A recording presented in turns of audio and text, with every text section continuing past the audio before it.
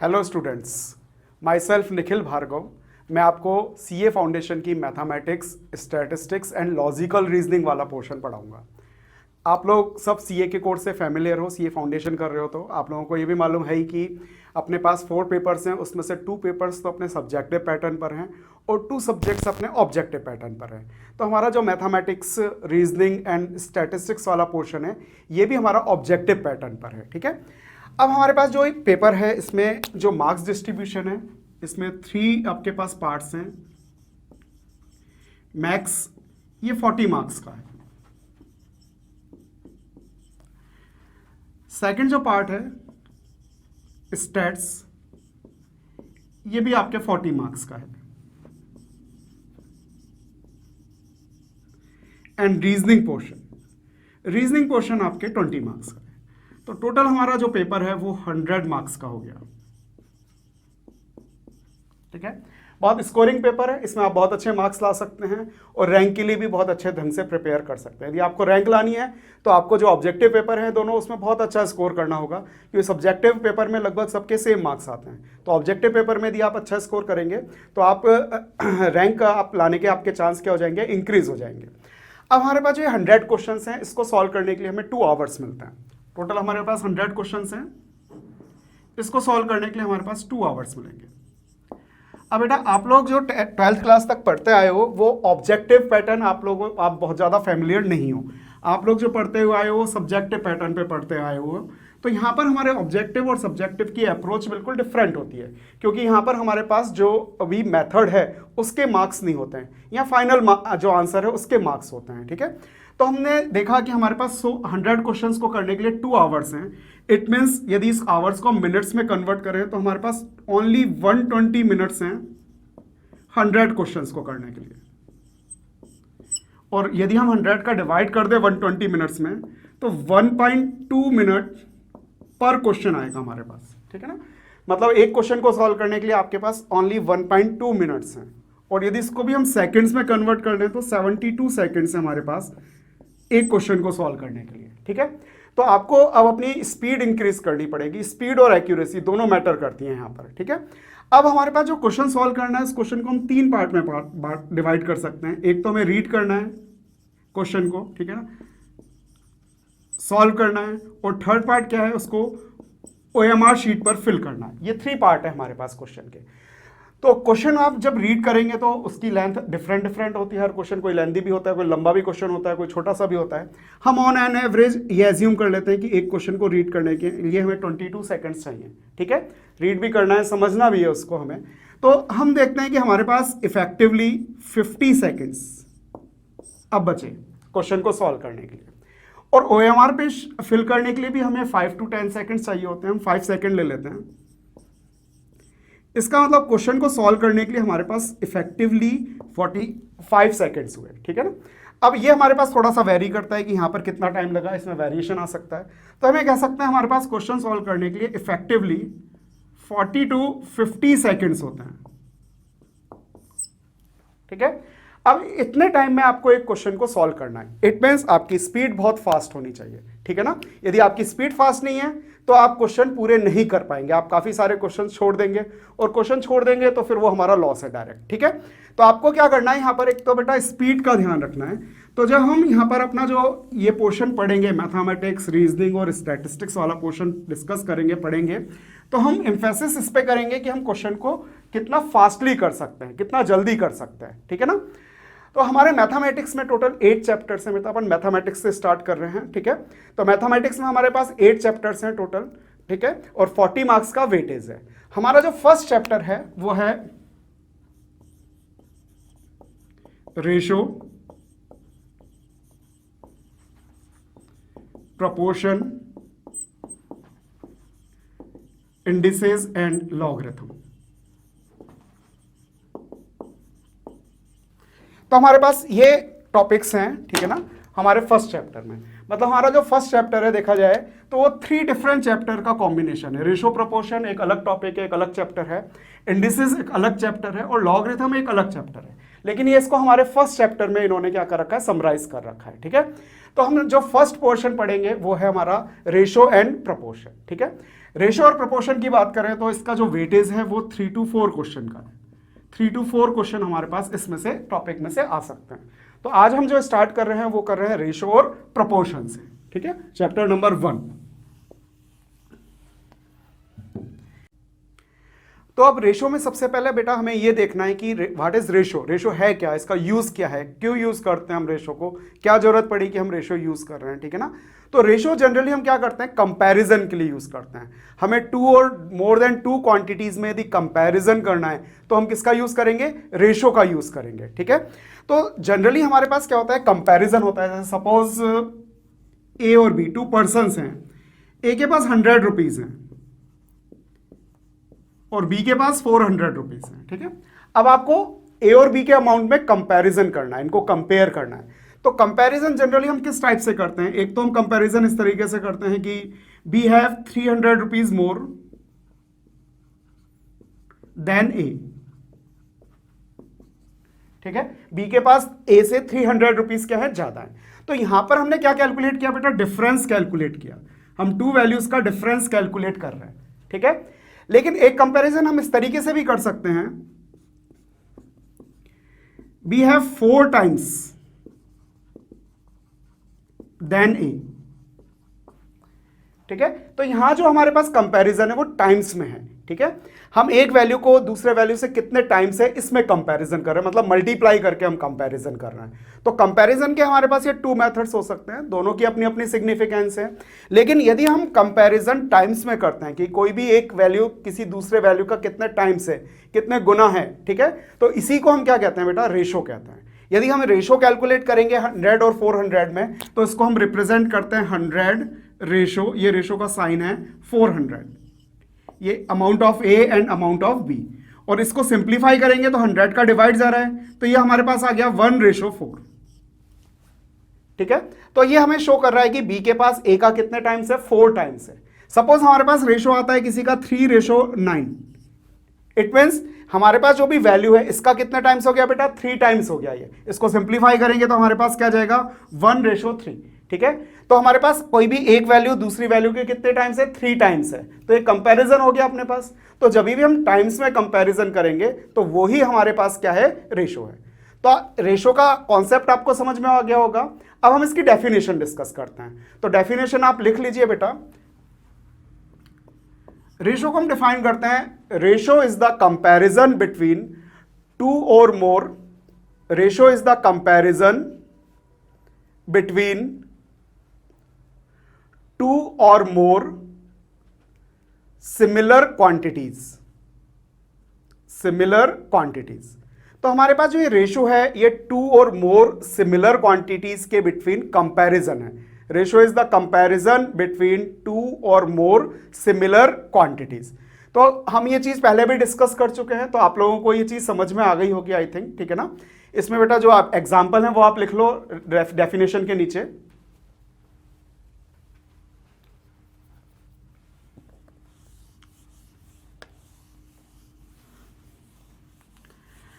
अब ये तो हमने रेशो को डिफाइन कर लिया, ठीक है बेटा। अब रेशो को हम रिप्रेजेंट कैसे करते हैं, तो रेशो को रिप्रेजेंट करने के लिए हमारे पास जो साइन है वो ये कॉलन वाला है, A/B। ये हमारे पास रिप्रेजेंटेशन हो गया रेशो का। रेशो को हम और भी मेथड से रिप्रेजेंट कर सकते हैं, A/B, ये भी रेशो का रिप्रेजेंटेशन है। और एक और मेथड है हमारे पास, इस तरीके से भी हम रिप्रेजेंट कर सकते हैं, ठीक है ना। ये A/B का मतलब क्या है, A/B। तो हमारे पास रेशो रिप्रेजेंटेशन के 3 मेथड्स हैं। इसमें से जो ये फर्स्ट मेथड है और ये सेकंड मेथड है, इसका हम ज्यादा यूज करते हैं, ठीक है। ये ज्यादा पॉपुलर मेथड्स हैं अपने पास रेशो रिप्रेजेंटेशन के, ठीक है। अब हमारे पास रेशो में 2 टर्म्स हैं, फर्स्ट टर्म और सेकंड टर्म। तो हमने कहा हमारे पास जो ये रेशो है A/B, ठीक है। ये हमारे पास जो A है इसे कहते हैं हम first term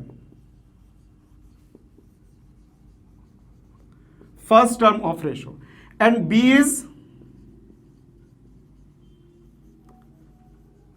second term of ratio, ठीक है। इनके एक दूसरे नाम भी हैं, ए को हम कहते हैं एंटीसीडेंट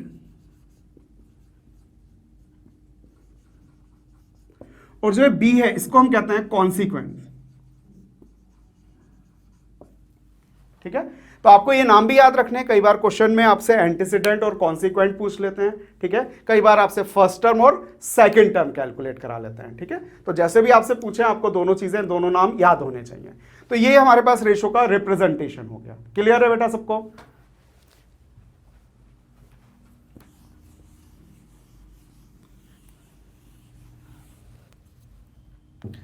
अब हमने जो ये रेशो बेटा डिस्कस किया, इसकी डेफिनेशन डिस्कस की, इसको कैसे रिप्रेजेंट करते हैं डिस्कस किया, लेकिन इससे हमें रेशो की सारी चीजें क्लियर नहीं होंगी। ठीक है, तो इनको क्लियर करने के लिए हम कुछ पॉइंट्स डिस्कस करेंगे। उन पॉइंट्स के डिस्कस करने के बाद आपको रेशो पूरा क्लियर हो जाएगा कि व्हाट इज रेशो। तो हमारे पास आप नोट डाल करके फर्स्ट पॉइंट लिख लीजिए। फर्स्ट पॉइंट है बेटा हमारे पास, both quantities of ratio should be similar.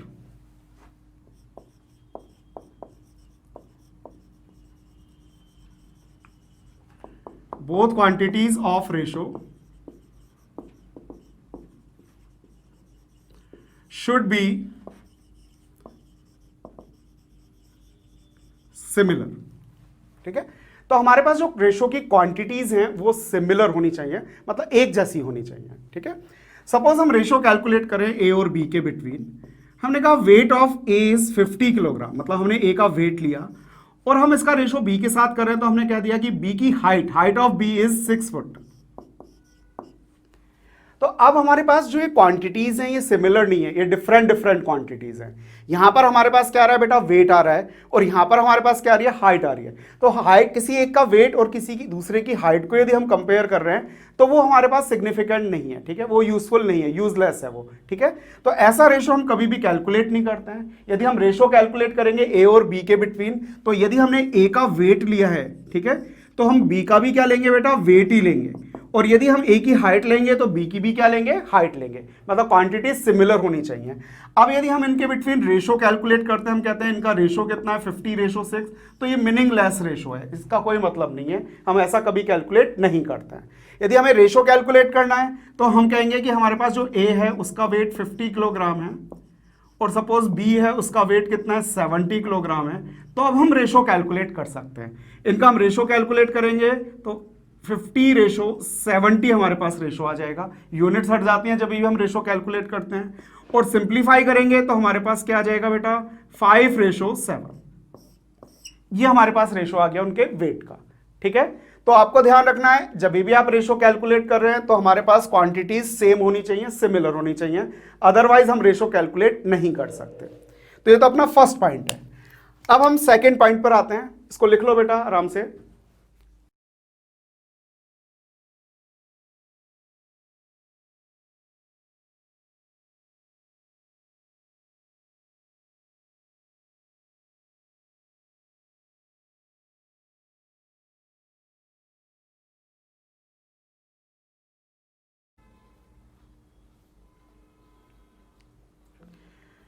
तो नेक्स्ट पॉइंट जो हमारा है बेटा वो क्या है, सेकंड पॉइंट। जो भी हमारे पास रेशो की यूनिट्स हैं, रेशो में जो टर्म्स हैं, क्वांटिटीज हैं, उनकी यूनिट्स हैं वो सेम होनी चाहिए, अदरवाइज हमारे जो रिजल्ट्स होंगे वो करेक्ट नहीं आएंगे। ठीक है, तो सेकंड पॉइंट लिखो, यूनिट्स ऑफ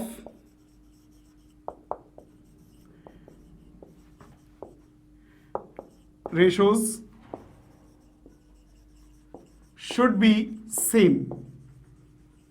यहां रेशोज का मतलब है जो टर्म्स है हमारे पास, first term and second term, उनकी यूनिट्स क्या होनी चाहिए बेटा, सेम होनी चाहिए। यदि यूनिट सेम नहीं है तो हमारे पास जो रिजल्ट्स हैं वो करेक्ट नहीं आएंगे। इसका हम एक एग्जांपल के थ्रू समझते हैं। सपोज हमारे पास 2 पर्सन्स हैं, ए एंड बी। ए के पास 5 रुपीज है और बी का जो अमाउंट है बेटा वो क्या है, 200 पैसे। ठीक है, तो हमारे पास दोनों अमाउंट है, इट मींस दोनों क्वांटिटीज क्या है हमारे पास, सिमिलर हैं, जो हमने फर्स्ट पॉइंट डिस्कस किया था। ठीक है, लेकिन यहां पर हमारे पास यूनिट्स क्या है, डिफरेंट है। अब सपोज हम इसी यूनिट में रेशो कैलकुलेट कर लेते हैं, तो हमारे पास रेशो क्या आएगा, 5:200। It means 1:40। तो 1:40 क्या इंडिकेट कर रहा है कि हमारे पास जो बी है उसके पास जो अमाउंट है ए से वो 40 टाइम्स है। तो ये तो अपने पास करेक्ट रिजल्ट नहीं है, बी के पास तो बल्कि कम अमाउंट है इसे, लेकिन हमारा रिजल्ट क्या शो कर रहा है कि बी के पास अमाउंट क्या है, ज़्यादा है, और वो भी 40 टाइम्स है। तो ये हमारे पास जो रेशो हमने कैलकुलेट किया ये करेक्ट नहीं है। क्यों नहीं है? क्योंकि हमारे पास यहाँ पर यूनिट्स डिफरेंट डिफरेंट है, यहाँ रुपीज़ है और वहाँ पर क्या है, हमारे पास पैसे हैं। यदि हमें रेशो कैलकुलेट करना है इनका करेक्ट, तो हम कैसे कैलकुलेट करेंगे, ए एंड बी, ए के पास 5 रुपीज़ हैं, तो बी का जो अमाउंट है उसको भी हम किस में कन्वर्ट करेंगे बेटा, रुपीज़ में कन्वर्ट करेंगे, और रुपीज़ में कन्वर्ट करेंगे तो हमारे पास ये क्या हो गया, 2 रुपीज़ हो गया। अब हम यूनिट सेम होने के बाद रेशो कैलकुलेट कर सकते हैं, 5:2, ये हमारे पास करेक्ट रेशो आ जाएगा। ठीक है, तो आपको ध्यान रखना है जब भी आप रेशो कैलकुलेट करेंगे तो आपके पास जो भी यूनिट्स हैं आपके वो सेम होनी चाहिए। यदि यूनिट्स डिफरेंट डिफरेंट हैं तो रेशो कभी भी करेक्ट नहीं आएगा। ठीक है, तो बेटा ये पॉइंट आपने लिख लिया, इस एग्जांपल को भी लिख लीजिए, फिर अपन आगे डिस्कस करते हैं।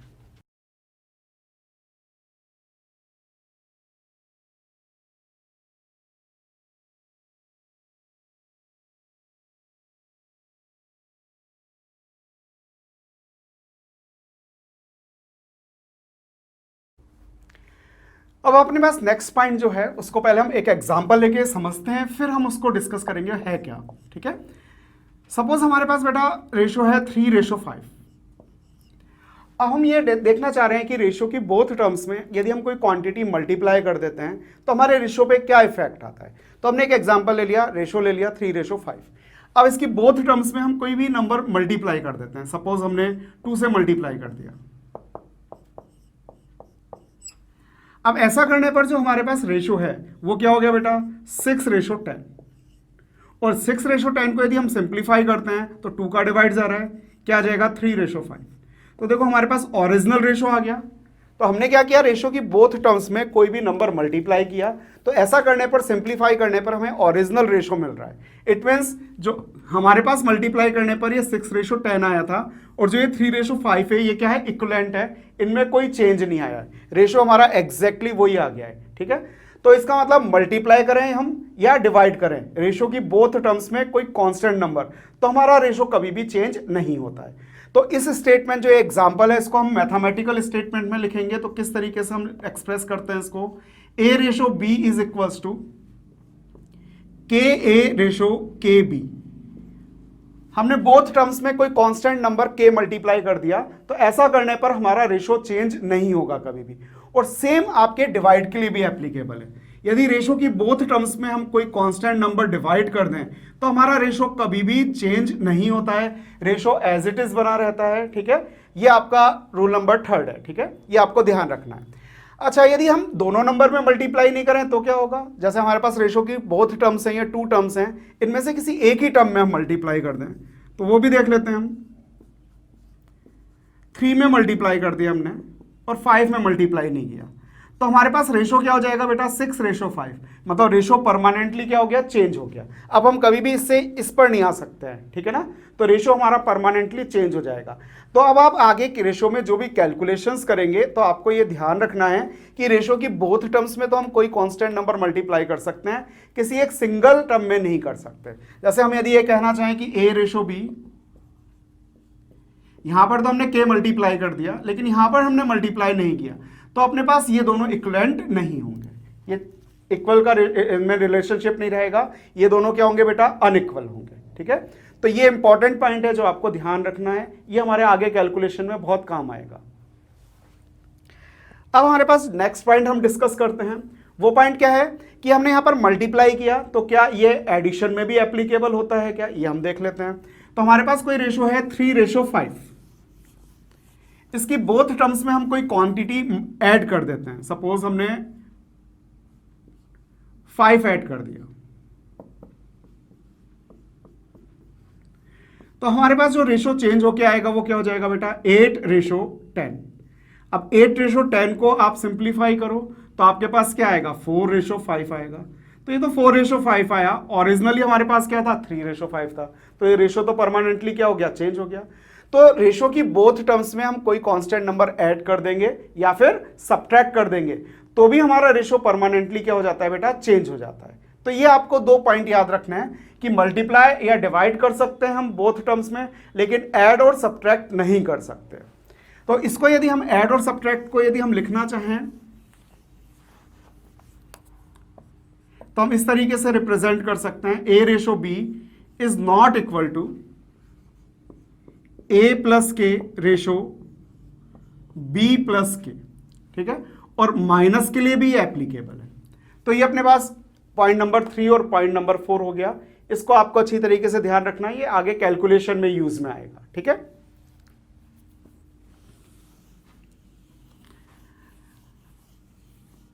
तो अपन ने बेटा रेशो से रिलेटेड डेफिनेशन और उससे रिलेटेड जो भी टर्म्स हैं वो डिस्कस कर ली। अब अपन कुछ क्वेश्चंस पे आते हैं।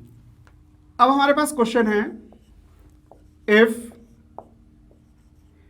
x upon a equals to y upon b equals to z upon c, ये हमारे पास क्वेश्चन है और आपसे पूछना है कि find the ratio between x, y and z। x ratio y ratio z आपको कैलकुलेट करके बताना है, ठीक है। तो अब हमारे पास इस क्वेश्चन को हम किस तरीके से सॉल्व करेंगे, ये हमारे पास 3 वैल्यूज इक्वल हैं, तो हम एज्यूम कर लेंगे कि ये किसके इक्वल है, k के इक्वल है। हमने इनको k के इक्वल एज्यूम कर लिया। बोथ 3 वैल्यूज आर इक्वल, ठीक है ना, सारी 3 वैल्यूज इक्वल हैं, तो इसको हमने k के इक्वेट कर दिया। अब हमारे पास x अपॉन a ये k के इक्वल है, y upon b is also equals to k and z upon c ये भी k के इक्वल है, ठीक है। तो अब हम क्या कर सकते हैं, इसको क्रॉस मल्टीप्लाई कर सकते हैं। यहां से हमारे पास x इक्वल्स टू क्या आ जाएगा, k into a, y is equals to k into b and z is equals to k into c। अब यदि हमें x ratio y ratio z calculate करना है तो हम इनकी वैल्यूज पुट कर दें। x is equals to k, y is equals to kb and z equals to kc। अब इसको सिंप्लीफाई कर लें, इसमें k का डिवाइड जा रहा है तो k का डिवाइड कर दो, a ratio b ratio c, ये हमारे पास क्या आ गया, फाइनल रिजल्ट आ गया, ठीक है ना। a ratio b ratio c, x ratio y ratio z हमसे कैलकुलेट कराया था, ये हमारे पास फाइनल रिजल्ट आ गया। तो ये पूरा प्रोसेस है अपने पास इस क्वेश्चन को सॉल्व करने का। तो अब हमारे पास हम ऑब्जेक्टिव पैटर्न पर यदि ये क्वेश्चन कर रहे हैं तो ये क्वेश्चन थोड़ा सा लेंदी हो गया अपने लिए, ठीक है ना। तो अपने पास एक शॉर्ट मेथड भी है। शॉर्ट मेथड क्या है, यदि आपको इस तरीके से वैल्यूज गिवन हो तो हम डायरेक्ट ये कह सकते हैं कि x ratio y ratio z is equals to a ratio b ratio c, मतलब उनके नीचे जो वैल्यूज लिखी हैं वो ही क्या होंगी, उनका रेशो होगा। तो बेटा आप ये लिख लीजिए, फिर अपन इसको आगे कंटिन्यू करते हैं।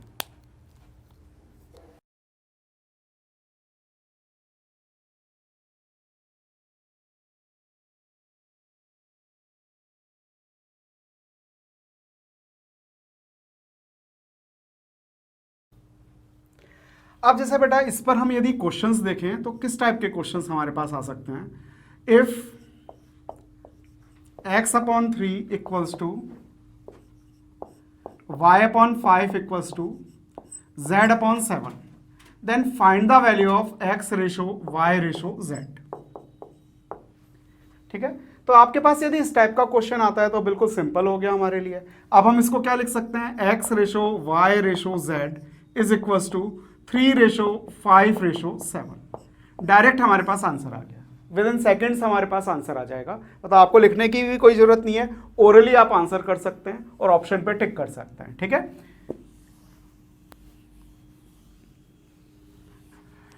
अब लेकिन हमारे पास जो एग्जाम्स में क्वेश्चंस आते हैं उसमें क्या करते हैं, थोड़ा ट्विस्ट कर देते हैं, थोड़ा घुमा देते हैं आपको, ठीक है ना। तो जिसको नॉलेज है, थोड़ी डीप नॉलेज है, वो तो क्वेश्चन कर लेगा, और जिसने सिर्फ इतना ही पढ़ा है तो वो क्वेश्चन नहीं कर पाएगा। तो आपके क्या क्या चेंज करके क्वेश्चन दे सकते हैं, जैसे सपोज आपको क्वेश्चन गिवन है 2x upon 5 equals to y upon 7 equals to z upon 3, then find the value of x ratio y ratio z, ये आपको कैलकुलेट करना है, ठीक है। अब हमारे पास देखो यहाँ पर जो न्यूमरेटर है उसमें x का कॉफिशिएंट 2 आ गया। अभी तक हमने जो क्वेश्चन किए हैं या जो शॉर्ट मेथड सीखा है उसमें हमारे पास x, y और z इनका कॉफिशिएंट न्यूमरेटर में क्या होना चाहिए था, 1 होना चाहिए था। तो यहाँ पर तो 1 है, y का मतलब क्या हो गया 1 इंटू वाई 1 इंटू z, लेकिन यहाँ पर 2 है। तो आपको यदि अपना ये शॉर्ट मेथड जो हमने अभी अप्लाई किया था वो अप्लाई करना है तो इस 2 को यहाँ से हटाना पड़ेगा, एलिमिनेट करना पड़ेगा। अब 2 को यदि हमें यहाँ से हटाना है तो हम क्या करें, यहाँ पर डिनोमिनेटर में 2 का डिवाइड कर दें हम, ठीक है। तो डिनोमिनेटर में हमने क्या कर दिया, 2 मल्टीप्लाई कर दिया। यहाँ डिवाइड करने का मतलब क्या हो गया, डिनोमिनेटर में 2 मल्टीप्लाई हो गया। अब हमने यहाँ पर कुछ चेंज किया और यहाँ पर कुछ चेंज नहीं किया, तो ये इक्वलिटी का जो रिलेशनशिप है वो क्या हो जाएगा, खत्म हो जाएगा। तो जो हमने यहाँ पर ऑपरेशन किया है वही हमें यहाँ पर भी करना पड़ेगा। मतलब यहाँ पे भी हम 2 मल्टीप्लाई कर दें डिनोमिनेटर में।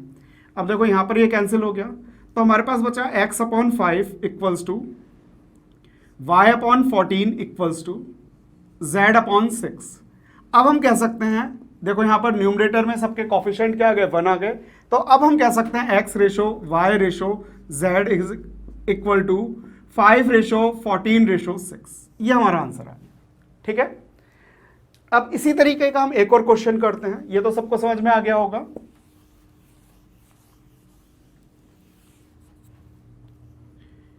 If 3x/4 equals to 2y/3 equals to z/2, then find the value of x ratio y ratio z। Same वही पैटर्न है बेटा क्वेश्चन का, ठीक है। लेकिन यहां पर क्या कर दिया, हमारे पास न्यूमरेटर में यहाँ पे भी 3x का कोफिशिएंट 3 है और y का कोफिशिएंट 2 है, z का कोफिशिएंट 1 है। तो इनको भी हमें क्या बनाना है, 1 बनाना है। 3 और 2 यहाँ से एलिमिनेट करना है। तो हम क्या करेंगे, 3 और 2 का एलसीएम ले लेंगे। LCM is 3 multiply by 2। 3 multiply by 2 कितना हो गया, 6। तो यहाँ हम 6 से मल्टीप्लाई कर देंगे डिनोमिनेटर में। अब इसको सिंप्लीफाई कर लो। x/8 is equals to y/9 is equals to z/12। So x ratio y ratio z is equals to 8 ratio 9 ratio 12। ये हमारे पास आंसर है। तो अभी हमने इसी पैटर्न पे 2-3 तरीके के क्वेश्चन किए, सेम पैटर्न पर डिफरेंट थोड़ा सा चेंज करके हर बार क्वेश्चन पूछ लेते हैं, ठीक है। इसी पैटर्न पे एक और टाइप का क्वेश्चन पूछ लेते हैं कई बार।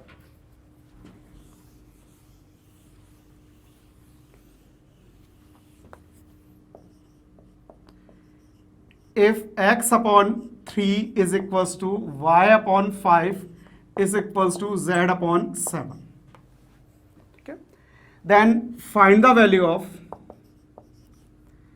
x plus 2y minus z upon z minus y।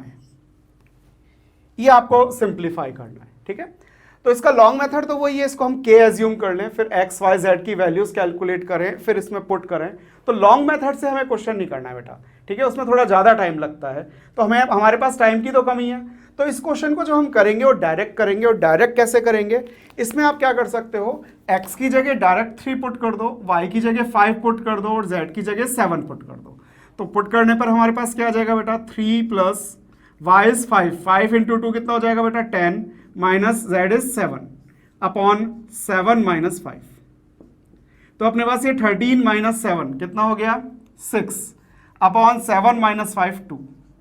इसको सिंप्लीफाई कर लो, 3 इज करेक्ट आंसर, ठीक है। तो इस तरीके से यदि हम क्वेश्चन करेंगे तो विद इन 10 सेकेंड आप क्वेश्चन को सॉल्व कर सकते हो, ठीक है। तो एक तो इस टाइप के हमारे पास क्वेश्चंस आते हैं। आई थिंक आप इस टाइप के क्वेश्चंस कर लोगे।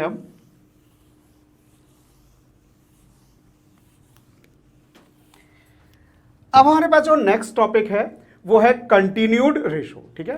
कंटिन्यूड रेशो क्या होता है और उसको हम कैसे सिंप्लीफाई करते हैं, ये हम आप सीखते हैं, ठीक है। तो नेक्स्ट हेडिंग लिख लो बेटा, कंटिन्यूड रेशो। अब हमारे पास जो कंटिन्यूड रेशो ये होता क्या है, ठीक है। जैसे सपोज हमारे पास 2 डिफरेंट रेशोज हैं, A ratio B, suppose it is equals to 2:3, and second ratio is b ratio c, it is equals to 5:7। ये हमारे पास कुछ 2 रेशोज गिवन है। अब हम इन रेशो की हेल्प से केवल एक ही रेशो कैलकुलेट कर रहे हैं, ठीक है। इन दोनों रेशो को हम एक सिंगल रेशो में कन्वर्ट कर दें। सिंगल रेशो मीन्स ए रेशो बी रेशो सी। 3 टर्म्स है हमारे पास, एक तो ए है, एक बी अपने पास कॉमन है दोनों में, और एक सी है। 3 टर्म्स हैं। तो इन 3 टर्म्स का हम एक सिंगल रेशो कैलकुलेट कर लें तो इसको ही बेटा हम क्या कहते हैं, कंटिन्यूड रेशो कहते हैं, ठीक है ना। टू डिफरेंट रेशो का यदि हम एक सिंगल रेशो कैलकुलेट करें तो उसको कंटिन्यूड रेशो कहते हैं। कंटिन्यूड रेशो हम कब कैलकुलेट कर सकते हैं? जब हमारे पास ये टू रेशोज गिवन है, इसमें कोई भी एक टर्म कॉमन होनी चाहिए। यदि कोई भी टर्म कॉमन नहीं है, सपोज एक रेशो है ए रेशो बी और दूसरा रेशो होता है C ratio D, first ratio is A ratio B and second ratio is C ratio D, तो इनका हम कभी भी कंटिन्यूड रेशो कैलकुलेट नहीं कर सकते। कंटिन्यूड रेशो कैलकुलेट करने के लिए कोई एक टर्म कॉमन होना जरूरी है। हमारे पास कॉमन टर्म क्या है? यहाँ पर बी है, ठीक है। अब हम इसको कैलकुलेट करने का मेथड देखते हैं। अब अपने पास थ्री टर्म्स हैं ए बी एंड सी, तो कॉमन टर्म को आप मिड में लिख लो, ए बी एंड सी। अब देखो सबसे पहले हमें ए रेशो बी गिवन है, ए रेशो बी क्या है बेटा? 2:3, तो 2:3 लिख दिया हमने। फिर हमें गिवन क्या है बेटा? 5:7, बी रेशो सी, तो बी की वैल्यू 5 गिवन है और सी की क्या गिवन है? 7। अब यदि हमें इनका कंटिन्यूड रेशो कैलकुलेट करना है तो देखो ए की वैल्यू हम 2 लिख सकते हैं, सी की 7 लिख सकते हैं, लेकिन प्रॉब्लम कौन क्रिएट कर रहा है? बी। बी की वैल्यू हमारे पास यहाँ डिफरेंट है, 3 है और 5 है, मतलब दोनों डिफरेंट है। तो हम 3 लें या 5 लें, ये हमारे लिए कंफ्यूजन हो गया। तो हम क्या करते हैं बेटा? यहाँ पर इनकी वैल्यूज को सिमिलर बना लेते हैं, ठीक है। सिमिलर बनाने के लिए हम क्या करते हैं? जो फर्स्ट रेशो है उसमें बी की, जो सेकंड रेशो की बी की वैल्यू से मल्टीप्लाई कर देते हैं, 5 से मल्टीप्लाई कर देंगे, ठीक है। और यहां पर हम किससे मल्टीप्लाई कर देंगे? 3 से मल्टीप्लाई कर देंगे, ठीक है। बी की जो फर्स्ट रेशो में बी की वैल्यू है उसको सेकंड रेशो से मल्टीप्लाई कर देंगे। और ये हम पढ़ ही चुके हैं, अभी हमने जब डेफिनेशन डिस्कस की थी कि रेशो की बोथ टर्म्स को हम मल्टीप्लाई कर सकते हैं, किसी एक सिंगल टर्म को नहीं करते हैं। तो मल्टीप्लाई कर दो, 5 2 जा कितना आ जाएगा बेटा? 10, 5 3 जा 15, और यहां पर 3 से मल्टीप्लाई करोगे तो 15:21। अब इसको देख लो बेटा, आप ए की वैल्यू कितनी है अपने पास? 10, बी इज 15, दोनों सेम हो गई values, and C is now 21। तो हमारे पास A ratio B ratio C, ये आ गया बेटा 10:15:21। यदि ये सिंप्लीफाई हो रहा है आगे तो सिंप्लीफाई कर देंगे, अदरवाइज इसको हम यही छोड़ देंगे, ठीक है। तो ये तो अपने पास प्रॉपर मेथड है, लेकिन इस मेथड के साथ दिक्कत क्या है कि एक तो ये थोड़ा सा कैलकुलेटिव है, ठीक है, स्पेस आपके ज़्यादा ले रहा है ये, ठीक है, और टाइम भी ज़्यादा ले रहा है, ठीक है। तो इसको हम करने के लिए क्या है? हमारे पास एक शॉर्ट मेथड है, तो इसको हम शॉर्ट मेथड से डिस्कस करेंगे, ठीक है।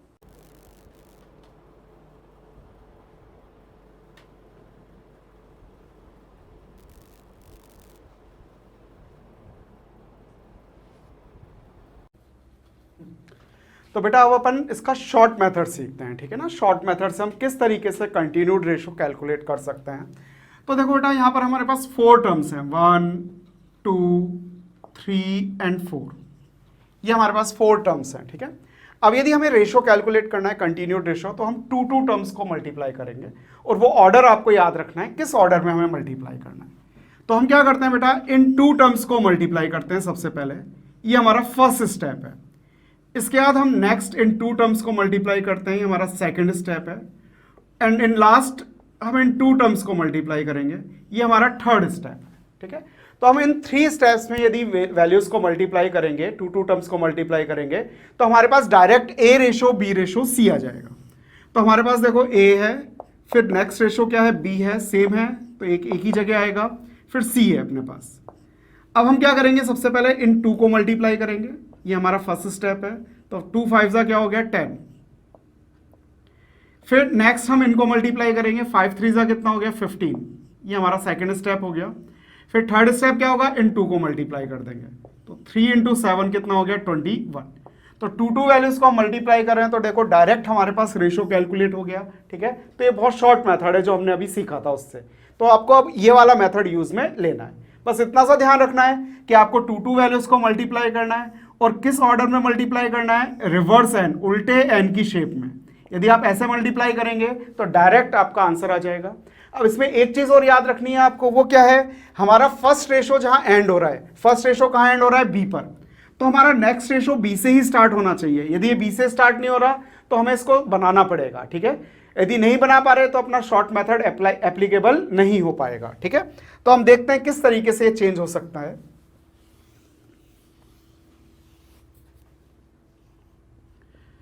Suppose x ratio y, it is equals to 11:3, and z ratio y is equals to 5:2।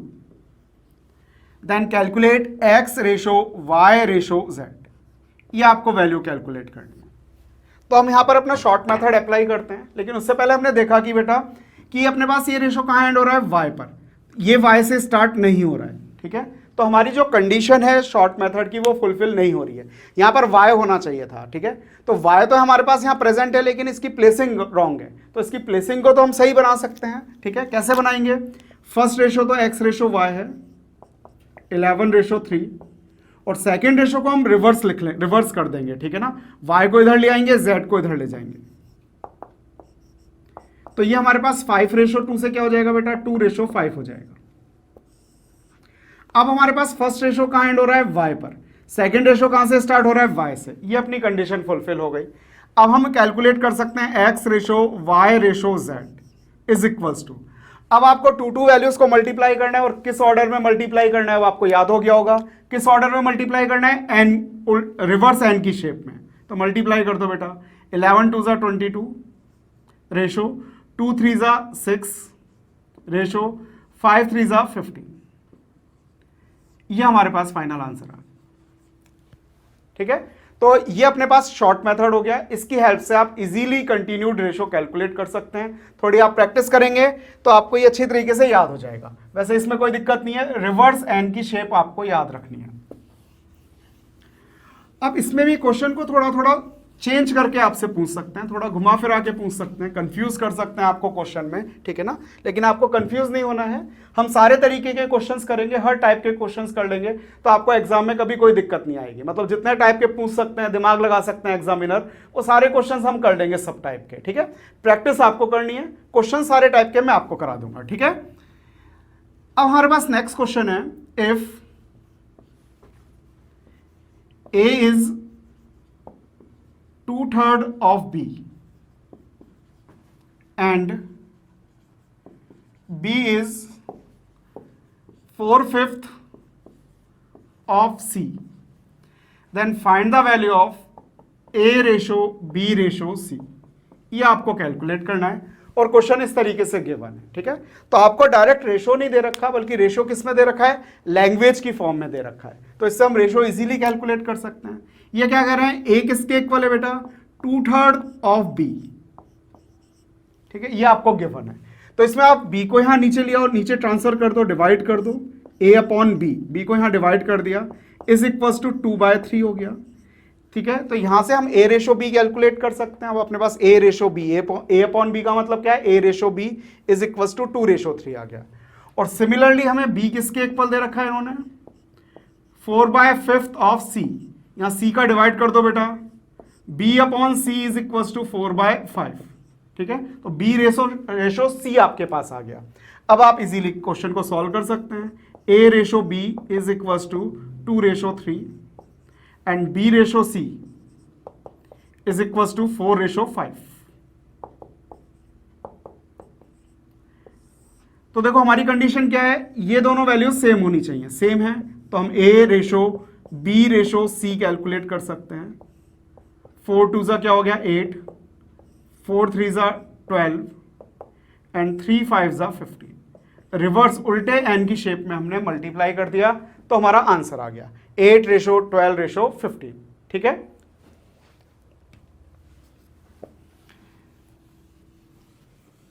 अब हमारे पास नेक्स्ट जो टाइप है क्वेश्चन का, वो किस टाइप का है देखिए। सपोज आपको गिवन है 3A is equals to 4B and 2B is equals to 5C, then calculate A/B/C, ठीक है।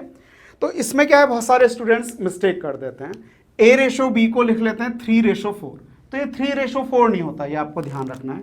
हम कैलकुलेट करके देख लेते हैं, A यहां पर है ही, B का हम डिवाइड करते हैं, A/B आ जाएगा, 4 अपने पास एज इट इज है और 3 नीचे आ जाएगा।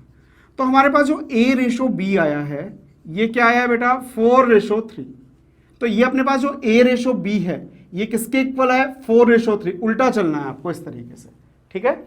सेम यहां पर यही करना है। सिमिलरली अपने पास क्या हो जाएगा, B/C इज इक्वल्स टू 5/2, ठीक है, हम डायरेक्ट लिख सकते हैं। तो अपने पास आ गया B/C इज इक्वल्स टू 5/2। अब देखो ये B सेम है, ठीक है। अब हम कैलकुलेट कर सकते हैं A/B/C इज इक्वल्स टू 4 5 जा कितना हो गया 20, 5 3 जा कितना हो गया 15, और ये क्या हो गया बेटा अपने पास 6। तो ये हमारे पास फाइनल आंसर आ गया 20/15/6, ठीक है। तो ये अपने पास कंटिन्यूड रेशो कैलकुलेट करने के मेथड्स हो गए, डिफरेंट टाइप के क्वेश्चंस कर लिए अपन ने। हर क्वेश्चन में अपन अब शॉर्ट मेथड अप्लाई कर सकते हैं, मतलब थोड़ा सा मॉडिफाई करना पड़े तो मॉडिफाई कर लेंगे। तो अपने पास ये कंटिन्यूड रेशो हुआ 2 रेशो का, ऐसे 3 रेशो का भी कंटिन्यूड रेशो हम कैलकुलेट करते हैं, तो वो अपन नेक्स्ट लेक्चर में करेंगे। तब तक आप इसकी प्रैक्टिस कर लो बेटा एक बार, ठीक है ना, इस पर क्वेश्चंस कर लो, फिर अपन इसको आगे कंटिन्यू करेंगे। ओके, थैंक यू बेटा।